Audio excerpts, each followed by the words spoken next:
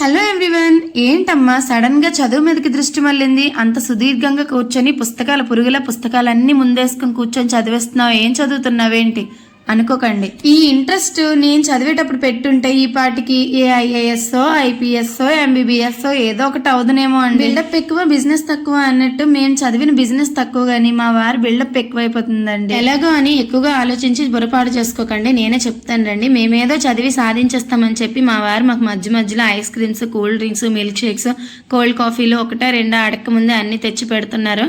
సరే, మరి మా వారి స్టైల్లో కోల్డ్ కాఫీ ఎలా ట్రై చేయాలో చూసేద్దాం రండి.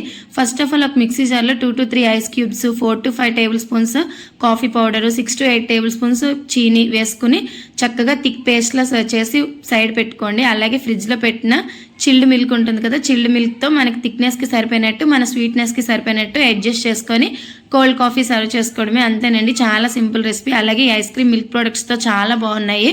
నాకు తెలిసి ఇంతవరకు ఇలాంటి ఐస్ క్రీమ్ నేను తినలేదు, చాలా బాగుంది. ఫ్లేవర్స్ కరెక్ట్గా తెలుస్తున్నాయి. అయితే ఇప్పుడు చదువు విషయంకి వచ్చినట్టయితే నా గురించి కాదండి, మా పిల్లలకి మనకి అక్కడ ఆంధ్రాలో ఇప్పుడు ఏంటంటే సమ్మర్ హాలిడేస్ ముగుస్తాయి కదా, వీళ్ళకి ఇక్కడ స్టార్ట్ అవుతాయి అనమాట. అయితే ఈ సమ్మర్లో హోంవర్క్స్ ఇస్తారు. మన సైడ్ ఏంటంటే సమ్మర్ తర్వాత న్యూ అడ్మిషన్ అంటే నెక్స్ట్ క్లాస్కి వెళ్తాం కాబట్టి మనకు హోంవర్క్స్ ఉండవు. బట్ వీళ్ళు సమ్మర్కి ముందే నెక్స్ట్ క్లాస్కి వెళ్ళిపోతారు కాబట్టి వీళ్ళకి హోంవర్క్స్ ఇస్తారు. ఇక్కడ హోంవర్క్స్ ఈ సిబిఎస్ఈ సిలబస్ హోంవర్క్స్ ఎలా ఉంటాయంటే వాళ్ళకి ఇచ్చినట్టు లేవు, వాళ్ళ తల్లిదండ్రులు ఖాళీగా ఉండగలరని చెప్పి మాకు ఇచ్చినట్టే ఉంది. వాళ్ళ కోసం నేను తిప్పలు పడుతున్నానండి. మరి నా తిప్పలకి మీరు ఇచ్చినట్టయితే సబ్స్క్రైబ్ చేయండి.